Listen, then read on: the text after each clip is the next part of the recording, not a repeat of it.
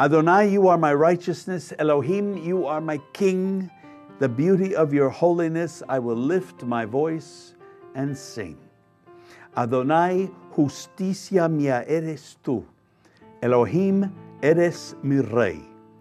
En la hermosura de tu santidad cantaré a ti, Señor. In the beauty of your holiness, I will sing to you, my God, my Lord. En el lugar santo te he visto, Señor, en el desierto al andar. In the beauty, in the holy place, I see you, Lord. And in the desert where I walk, my heart pounds for you, O God, and your love for me gives me peace. En tus brazos déjame dormir. In your arms let me sleep. Mientras viva te amaré. Déjame servirte, mi Señor. Yo te serviré con amor. I have sought you in your holiness from the dry and weary land. Have we done that today? Have we sought the Lord from his holiness, from a dry and weary land? The land that we live on is dry and it is weary. I have tasted of your kindness, Lord, and the mercy of your hand. Let me feel your sweet caress. Wrap me in your arms of love. I want my life to be a holy place for my Abba above. And then it ends, in the beauty of your holiness, I will ever praise your name. What does it tell us to do?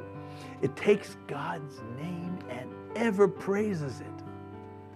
From morning till evening, we should praise his name. You who were and are and shall always be for eternity the same. The King is sitting on his holy throne, and he shall reign forevermore. In the beauty of his holiness, I will worship you, my Lord. Well, that pretty much says it all. And I would invite you to, and yes, there are times when you don't have to be quite so serious. There are times when things are light. But when you read Psalm 139 and when you hear the lyric of this song, what is it that you feel? I can't wait to sing this thing for you, and I can't wait for you to tell me what it did listening to it. You know, it's one thing singing a song, it's another thing listening to it and allowing it to work inside of you.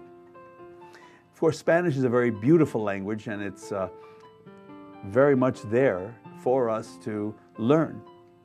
And I would suggest that it can only improve your outlook on life when you learn more about other people.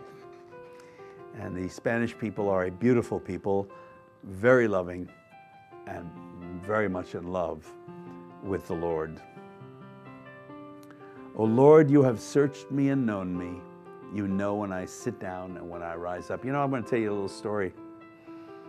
When I first found the Lord, and this is a lighthearted story, so come inside with me. I was working in Orlando, Florida at the Epcot Center, another one of these stories, and I remember I was visiting a church for one of the first times in my life as a believer.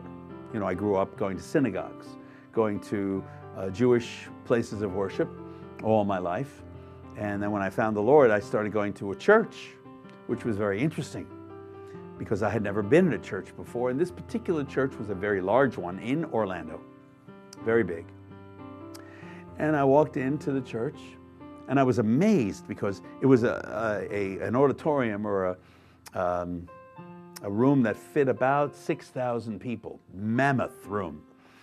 And I noticed that the chairs right in the middle, in the pews, I guess they were pews, you don't call them pews, I guess, they were like chairs. You know? Two of these things looked like the cockpit of an F-16 fighter plane. Really, I wish you had seen it. It was amazing where I guess the pastor's wife was sitting in one, of the pastor would be in another. And when they wanted the whole pulpit area to move forward toward the audience or the congregation, they'd hit this red button on the side, and the whole pulpit area, which was mammoth, moved forward so that they could be closer to the congregation. They hit another button and it retracted. A third button, and smoke came out of the back. Now, I was working at Walt Disney World, so it was okay.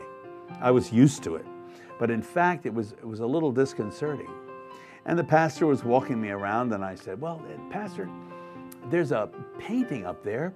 Why, it's really beautiful. Who is that? And Pastor said, Jonathan, you don't recognize Jesus having Passover? Well, I looked up at the painting. Now, I knew in my heart what this Jesus or Yeshua was supposed to look like, right? There was a Norwegian man having dinner with 12 of his friends. And I didn't understand it. What was he doing in the church and what was he doing at Passover? Because this guy had rolls, complete rolls in front of him. Passover, you don't eat rolls, you don't eat bread, you don't eat anything leavened. And there he was, this Jewish man called Yeshua, Jesus, eating dinner with 12 of his Norwegian friends. And it really confused me. I didn't know who this Jesus was. Was it the same Jesus that I had met in the scriptures?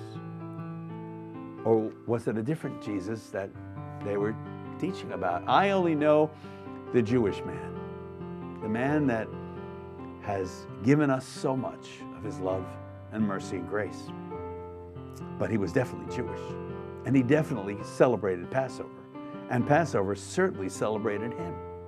So why was it, and why is it even today, that so many of our churches today have a Norwegian Jesus or a blonde-haired, blue-eyed Jesus who doesn't really fit the image of the Jewish guy that lives in the scriptures? So can you help me with this? I would really like to hear your understanding of why do we have to make him into something that we understand, whereas if we see him as he really is in the scriptures, then we have to learn. We have to, instead of coming to us, we're going to him. I think it's much easier if we go to him and learn about him than he should come to us and regain our looks so that we would understand him better. No, we don't understand him better when we do that. So I would invite you to come inside and write to me, write to our email address, and please say what your feeling is about this particular subject. It's a very important subject today, because those of us who are concerned with the nation of Israel and Israel itself coming to the Lord, we have to show them our brother in the flesh, our brother in our spirit, our brother, our blood brother. And so I would ask you to join me. There is nowhere that we can go to hide from his presence, from his looking at us, from his spirit. And even if you're in heaven, you can't hide from the King. So please write to us. Let us know how you're feeling, what you've gotten out of this.